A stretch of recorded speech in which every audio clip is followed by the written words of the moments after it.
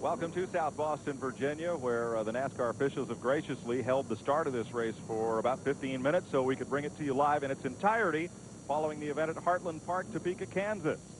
Here is the starting lineup as they roll out for the Ford Credit 300.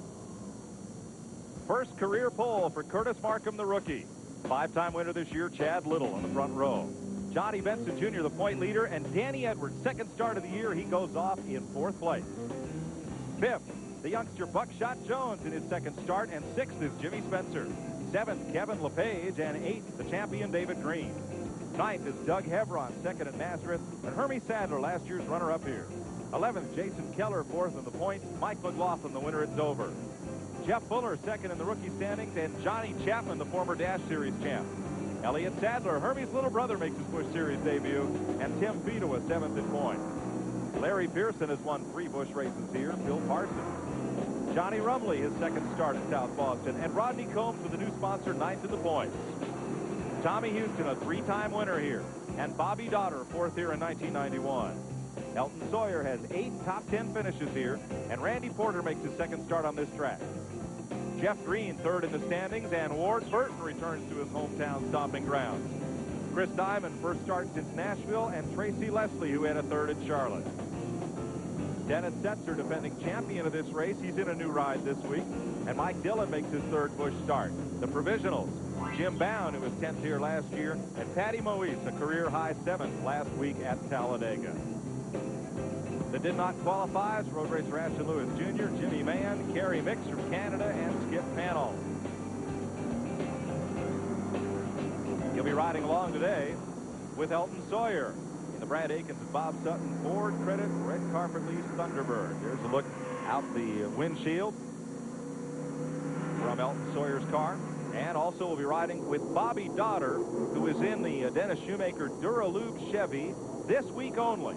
Interesting story there. We'll get to it in a bit. Driving the High Tools car that Dotter has been wheeling all season is the Jimmy Hensley of the Busch division, Dennis Setzer. Dennis could have more driver suits at the end of this year. Well, welcome to South Boston. I'm Mike Joy alongside Buddy Baker and Jeff Burton. This is also his home racetrack here. Quick look at the AutoZone race analysis brought to you by the more than 1,000 AutoZone stores across America. 300 laps, 120 miles the distance. Race record set by Dennis Setzer 1 year ago. It's the 30th Busch Series race at South Boston, Virginia, and A.J. Wagner, the Ford Credit marketing manager, is set to wave the green flag.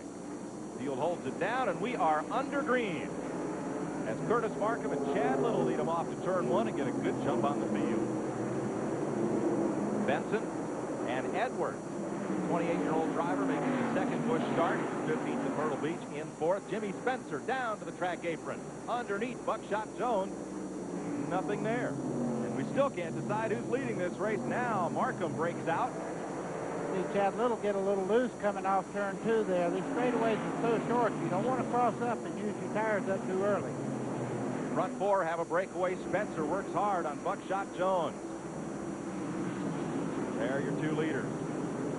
There's that pack just behind the front 4. Spencer has gotten past Jones. He's on a mission. Jimmy Spencer in the Phenolube car. And 1 car in the wall at turn 3 is Phil Parsons.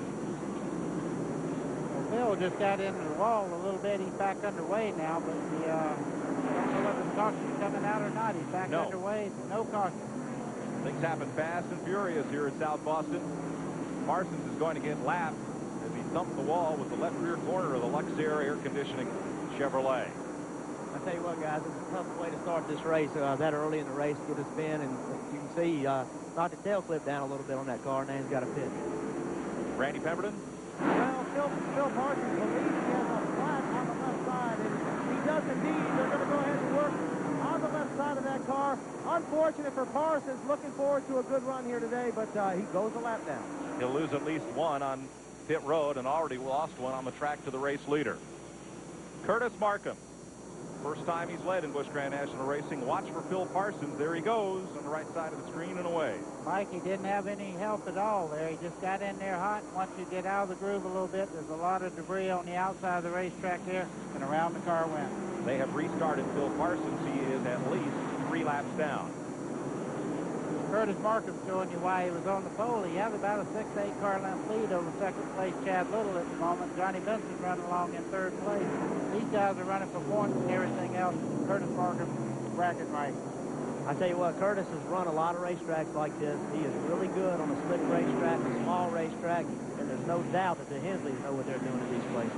Johnny Benson getting past there.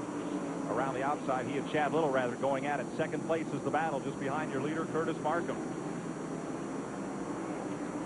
Back to single file. Benson keeps trying the bottom. Johnny Benson's down on the flat part of the racetrack trying to make a move on Chad Little. It's going to be really tough to get under him. You see him fall back in there and cool his tires. Now he turns to the bottom. You can see the car turn sideways up off turn 2. When they redid this racetrack, what they did is the bottom doesn't have as much banking as the top. The higher up you run, the more banking you have. So when you try to get up underneath somebody, you just don't have that banking to hold you. And you can see Spencer going back some there because there's just not the grip on the bottom. Here comes Jimmy again, right down to the bottom on Danny Edwards. Slides the car in the middle of the corner and loses his momentum. Well, if he does that 8 or 10 laps in a row, you can see him making that move again. He's hoping Danny Edwards will maybe make him a little mistake. But as long as he's on that flat part of the racetrack, he's using up his tires a big time right there. Like Denver, Colorado, Agawam, Massachusetts, and Tucson, Arizona, all very competitive short tracks. They have this progressive banking here at South Boston, Virginia, and it means the upper lane is certainly at the start of the race, the fast lane. Well, Mike, you can see Johnny Benson now trying that lower line. Now watch him off the corner. He loses all his momentum there as Chad Little pulls a full car length coming out of the corner on him. I was fortunate enough to stand in turn 2 this afternoon, and I could see that the 74 car all morning long worked on getting set up at the bottom. Maybe his game plan is to try to run the bottom. I would say it's going to be really hard to do that, though. Hammer time. You can see Jimmy Spencer had no luck on the bottom. Now he's trying way outside on the 61 car there. Well, he's going to make it exciting for us, I promise you. Danny Edwards has tried in 3 Busch races, qualified for 2, missed the field at Hickory, ran at Myrtle Beach, and here at South Boston. They're going to run 5 this season. Here's David Green underneath Buckshot Jones, who started in 5th.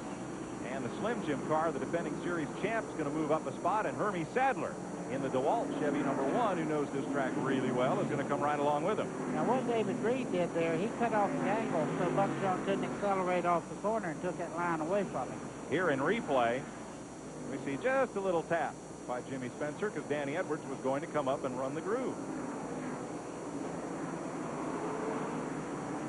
The 18 car seems to have a problem. Randy Porter, turn 1, a lot of smoke from that car. He's trying to get into the backstretch pits, and he will. As the leaders go past, you saw that car. Look at the right front torn up. He's been up in the wall with that car. That's a pretty hard lick. You see the right front down on that car. He's trying to get across traffic as we speak here. Can't get to pit road. He's stuck right there. This place is small, and you just cannot get in pit road if that line keeps coming.